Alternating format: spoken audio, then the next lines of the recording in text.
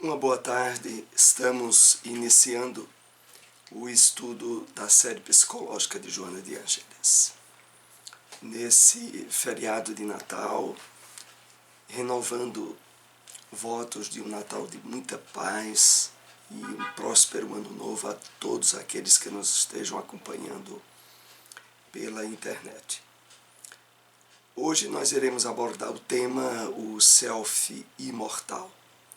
Faz parte do último capítulo, é o capítulo 11 do livro Encontro com a Paz e a Saúde.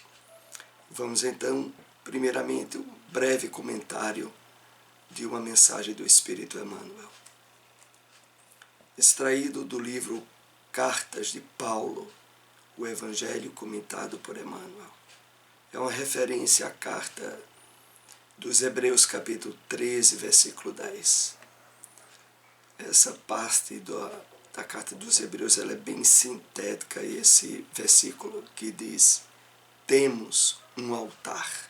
E Emmanuel comenta com essa referência: não olvidemos o altar íntimo que nos cabe consagrar ao divino poder e à celeste bondade. Apresentemos ao Senhor as nossas oferendas e sacrifícios em cotas abençoadas de amor ao próximo, adorando no altar do coração. E no comentário que Emmanuel nos traz, ele lembra de que algumas passagens, por exemplo, no Evangelho, onde Jesus diz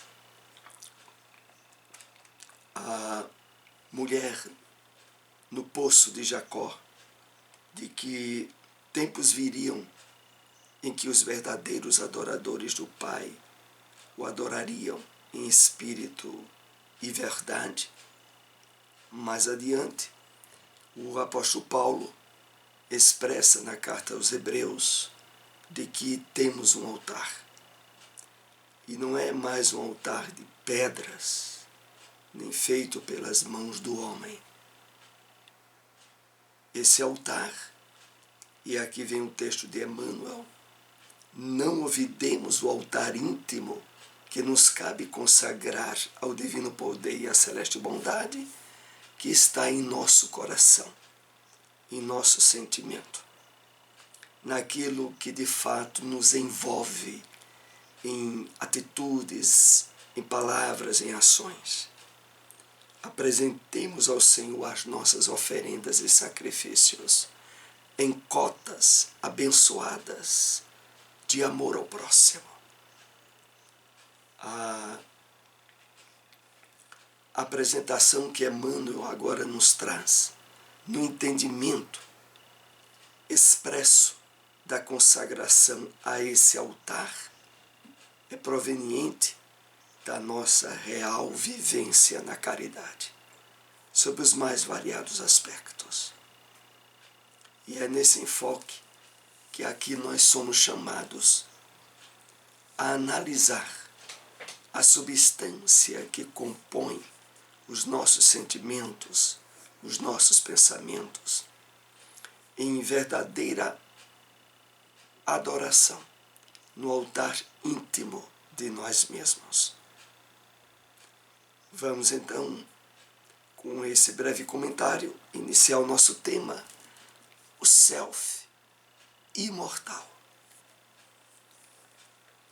A vida e a morte biológica não são pontos extremos que iniciam e encerram a existência humana. Antes constituem estágios de condensação e de desagregação molecular, como fenômeno transitório da realidade da vida.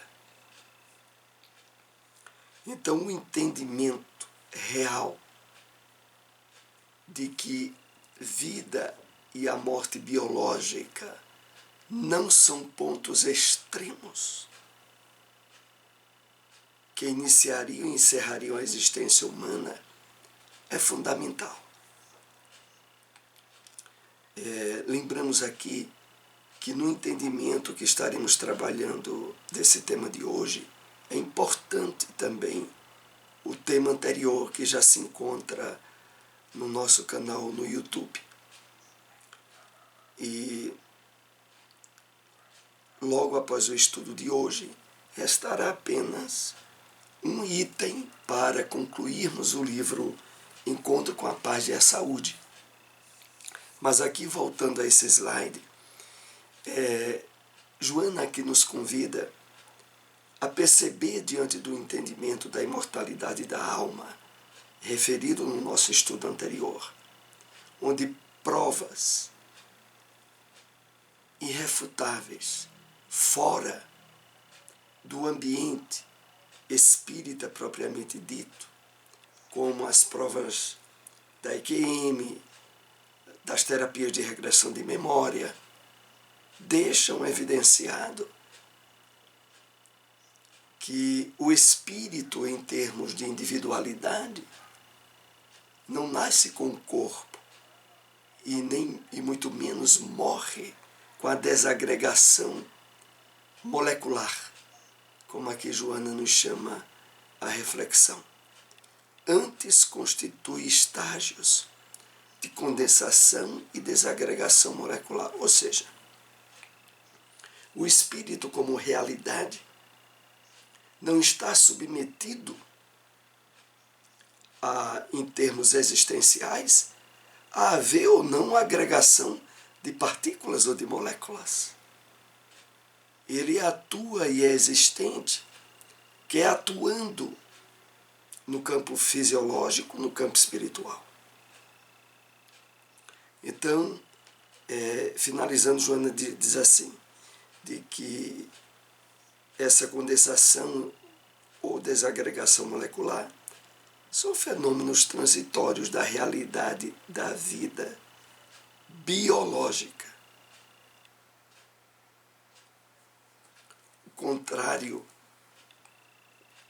de vida em termos espirituais não é morte. É essa compreensão que ela aqui vai começar a trabalhar conosco. Interiorizar-se a fim de tentar encontrar as finalidades iniludíveis da vida física, os compromissos que devem ser atendidos, as realizações que aguardam o momento adequado para a sua execução, a autoiluminação é tarefa que não pode nem deve ser postergada. É nessa tarefa da autoiluminação, do entendimento da vida em termos plenos e reais, em termos espirituais, é imprescindível para que o espírito consiga usufruir em termo de consciência desperta, mesmo durante a encarnação, esse entendimento da imortalidade. Então ela aqui nos diz o seguinte: interiorizar-se a fim de tentar encontrar as finalidades iniludíveis que não se pode iludir da vida física. O interiorizar-se é o trabalho associado à reflexão, à meditação, à quietude psíquica que abre espaços para o trabalho mental associado às questões da espiritualidade. A conquista da individualidade consciente é um imenso desafio da evolução do self, que se liberta pouco a pouco dos impulsos grosseiros, muito úteis nas faixas primárias do processo por onde vem transitando, mas perturbadores quando o pensamento desata a razão e sente a necessidade de avançar para a intuição. Aqui há muitas ideias que precisamos organizar no entendimento da temática. A conquista da individualidade consciente é o imenso desafio da evolução do self. Por quê? O trabalho dessa individualidade consciente, ele vai além das nossas identificações pessoais, de personalidade, de ego, porque tudo isso é transcendido por essa individualidade que, ao ser bem entendida, perde qualquer identificação transitória com as questões temporárias da vida. Porque quando analisamos bem aquilo que identificamos como sendo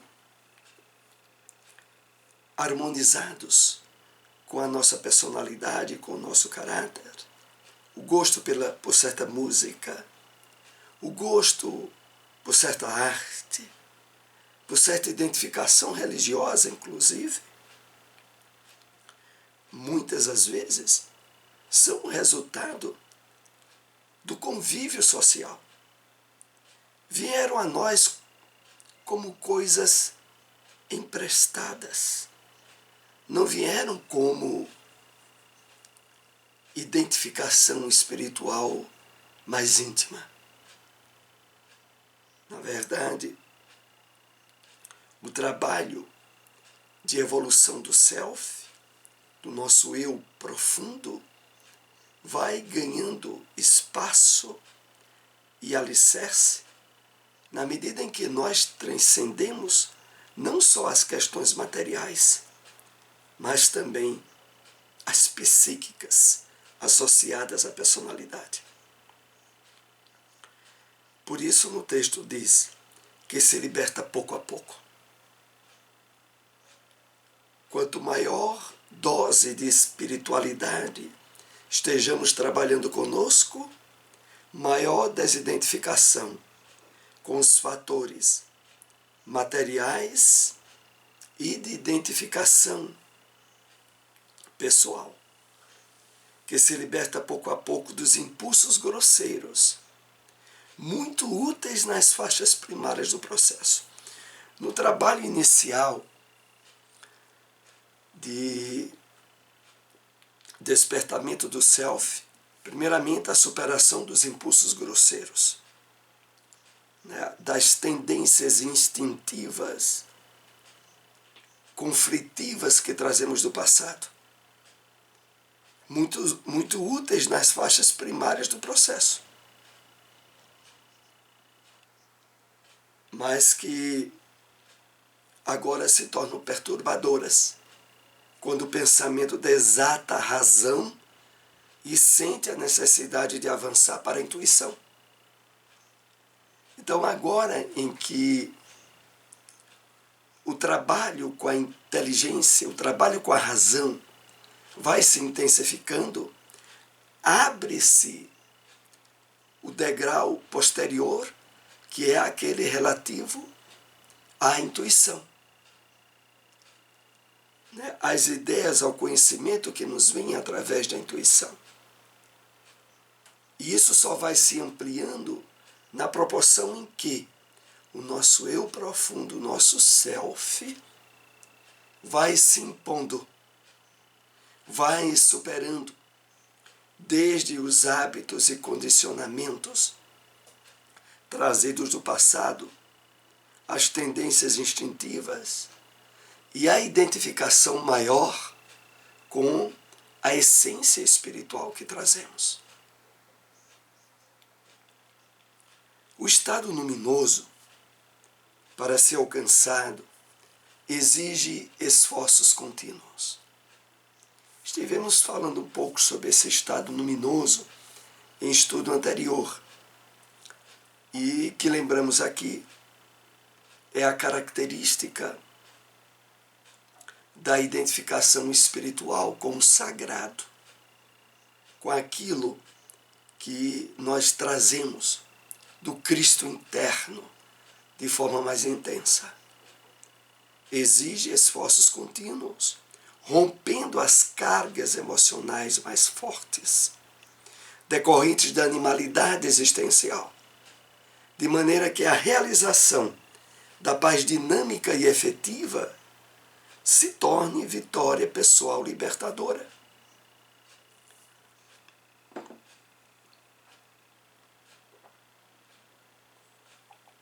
Então, aqui é importante lembrar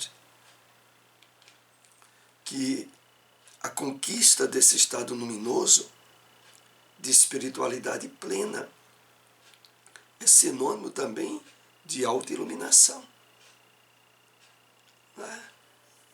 Do que, em termos orientais, das religiões orientais, é o estado de transcendência búdico. É aquele estado no qual a integração com o ideal superior se planifica totalmente. Exige esforços contínuos, rompendo as cargas emocionais mais fortes, decorrentes da animalidade existencial. Realmente, pela quantidade de reencarnações que já tivemos, totalmente dissociadas dos objetivos espirituais da vida, é um vasto material a ser transcendido, trabalhado, superado, nesse esforço de iluminação e de despertamento para os valores espirituais. De maneira que a realização da paz dinâmica e efetiva se torne vitória pessoal libertadora.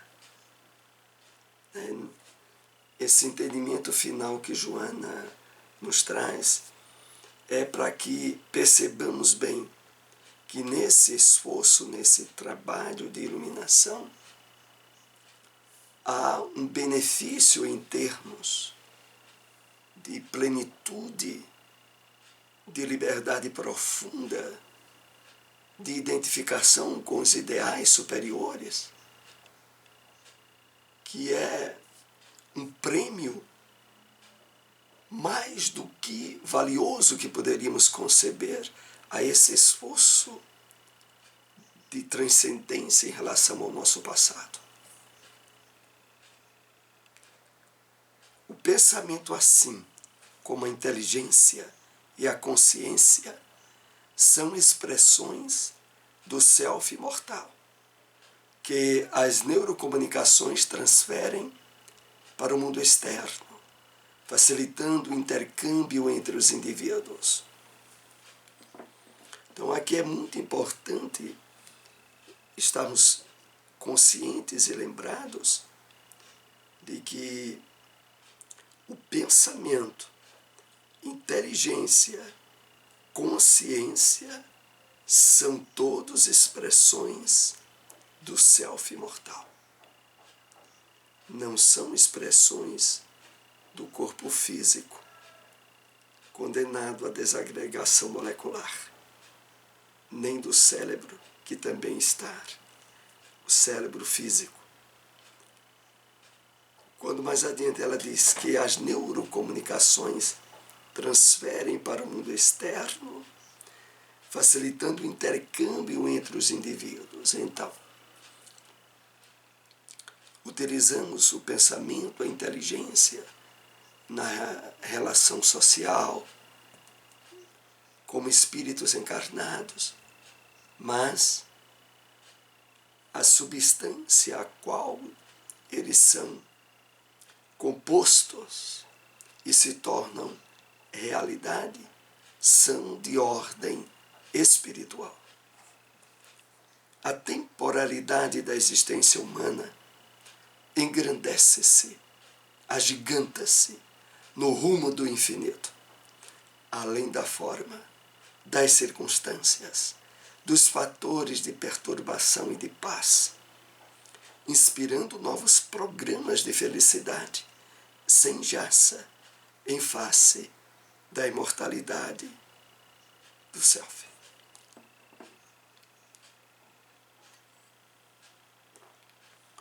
Então, quando Joana diz que a temporalidade da existência humana engrandece-se, agiganta-se, é interessante, porque mesmo estando reencarnados na fragilidade do corpo físico e de sua temporalidade, quando trabalhamos esse nível de consciência, de self mais intensificado, os momentos em que vivemos segregados no corpo físico tornam-se intensamente valiosos. Eles passam, diríamos, a escapar da fragilidade das concepções humanas que estão tão presas ao sentimento de morte e de deperecimento, que são os causadores do alto nível de ansiedade ou de depressão que assola a humanidade. Quando vamos trabalhando o despertamento do nosso eu profundo, do nosso self, os momentos que estamos a viver, mesmo no corpo físico, ganham valor, ganham intensidade, porque não são mais vitimizados pelos conceitos do materialismo e da morte, tão compartilhado pela grande maioria da humanidade que ainda não acordou para a realidade do espírito imortal. Então, mesmo diante dos fatores de perturbação ou de paz, mesmo diante de quaisquer circunstância, a consciência de espírito imortal, de despertamento do self, engrandece, agiganta a qualidade de vida que nós passamos a ter. Um novo perfil da vida na Terra se desenha, abençoado para o homem e a mulher, equipados de conhecimentos morais e de experiências espirituais, que compreendem os valores legítimos das coisas e pessoas com quem convive e a sua destinação imortal. Então aqui Joana vai conduzindo o aprofundamento desse esclarecimento, quando ela nos diz que a partir daí um novo perfil da vida na Terra se desenha, e que é uma bênção para o homem e a mulher.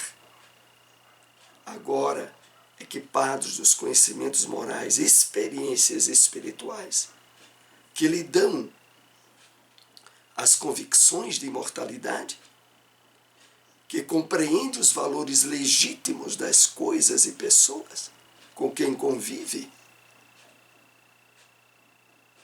e o mais importante de tudo, e a sua destinação imortal. Diante desse novo campo de consciência desperta, a vida passa naturalmente a ter um gosto diferenciado. Passo a passo, sem angústia pelo que foi feito, sem ansiedade pelo que se poderá fazer. Há ensejo de renovação de propósitos e de afirmação de ideais. Cada etapa vencida faculta-lhe novo campo de realizações. Que maravilha, amar. Porque ao trabalharmos de uma forma mais consciente as questões da imortalidade da alma. Passamos naturalmente pelo uso da meditação, da prece, da sensibilização ao bem, da vivência dos valores da caridade, agora embasados no entendimento da individualidade eterna, do self. Não há mais campos para ansiedades, nem para abrirmos-nos a reflexões e lembranças do passado em termos de dificuldade ou de sofrimentos que tenhamos superado. Nem angústia pelo passado, nem ansiedade pelo que vai vir, que vai acontecer, mas a possibilidade da vivência plena e feliz do dia de hoje, do momento presente. É a isso que nós somos direcionados.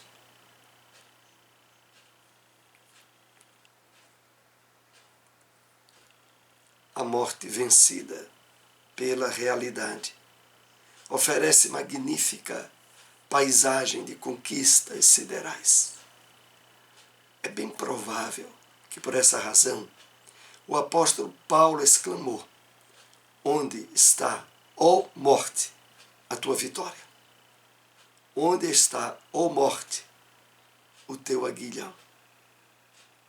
Referência colocada na primeira carta aos Coríntios, capítulo 15, versículo 55. Aonde nós somos chamados, dentro do entendimento renovado do Evangelho do Cristo, a não apenas considerar os valores da imortalidade da alma, mas a nos habilitar a usufruí-los e vivenciá-los desde agora, tendo a convicção e a certeza da continuidade depois da desagregação molecular. Então é nesse sentido que Joana vai trabalhando esse último capítulo do livro, que nós deveremos concluir no nosso próximo estudo. Agradecemos a todos que nos acompanharam. Se possível, compartilhem essas informações. Uma boa tarde a todos.